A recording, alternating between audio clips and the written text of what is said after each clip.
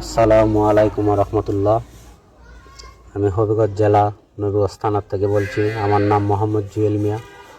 আমি ফিস্টুলা রোগে আক্রান্ত ছিলাম।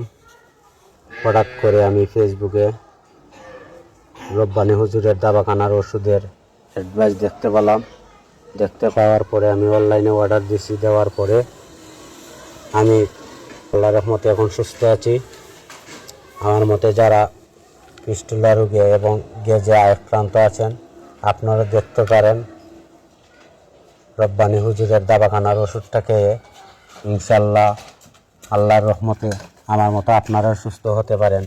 আমি বিভিন্ন ধরনের বিভিন্ন কানো ডাক্তার দেখাইছি, দেখানোর পর আমি সুস্থ হয় নাই।